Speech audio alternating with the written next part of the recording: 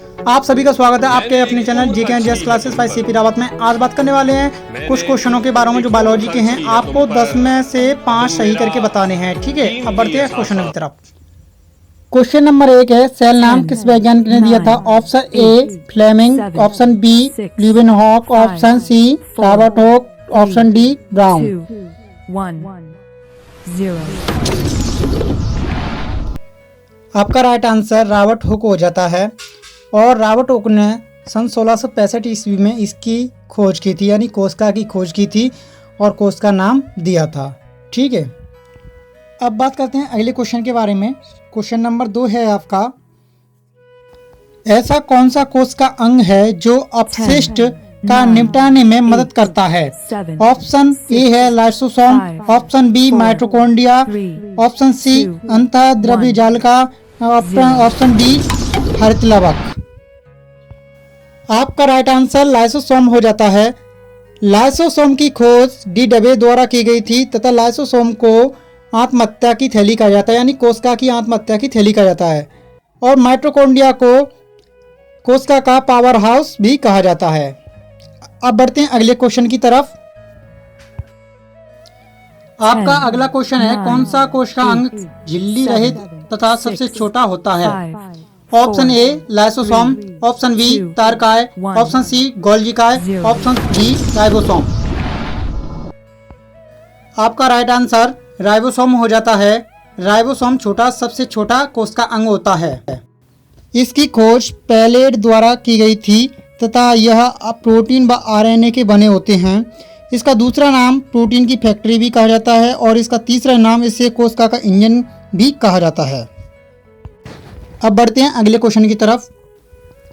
Question number आपका 4 है, फूल फलों एवं बीजों को विभिन्न प्रकार के रंग प्रदान करता है। Option A leucoplast, option B chromoplast, option C chloroplast, option D tonoplast.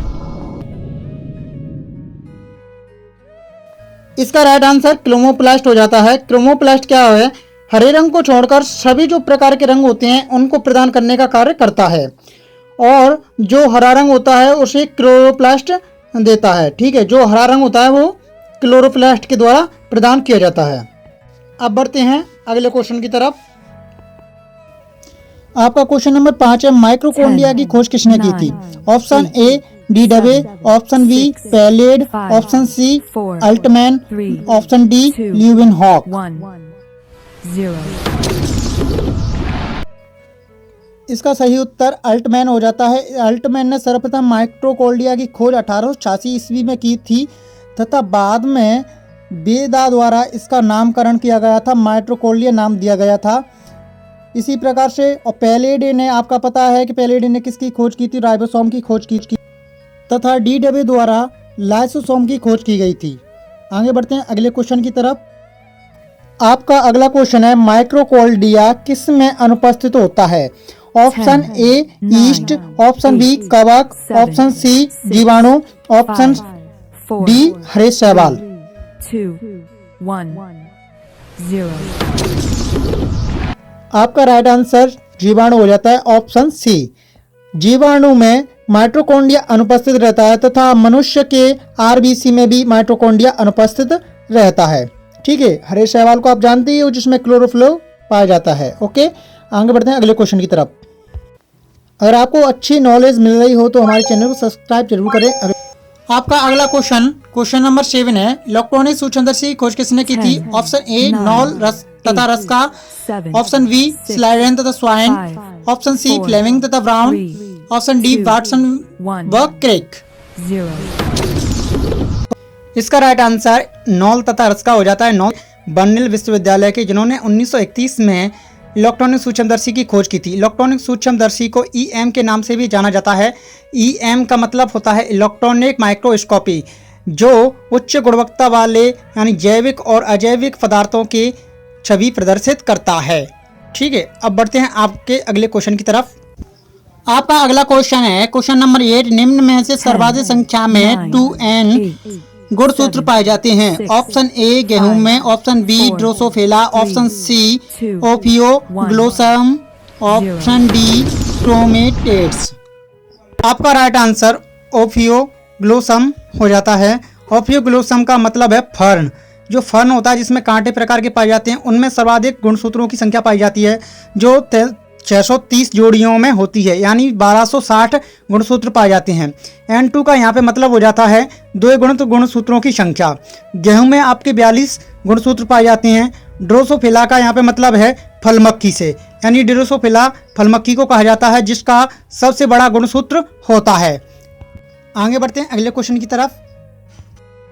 Question number 9 है, कोस्काबा आणविक जीव विज्ञान केंद्र कहाँ स्थित है? Option A Bengaluru, option B Kolkata, option C Hyderabad, option D Nai Delhi. 4 3 2 1 0। इसका राइट आंसर हैदराबाद हो जाता है। भारत में फैली हुई CSIR की विभिन्न प्रयोगशालाओं में से एक है।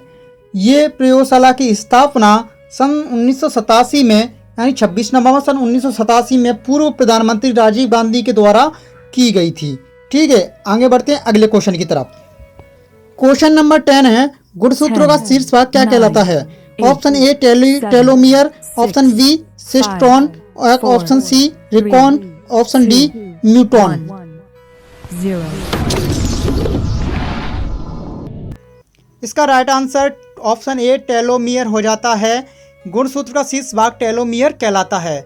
ऑप्शन बी में जो दिया है आपका सिस्ट्रॉन। सिस्ट्रॉन क्या होता है?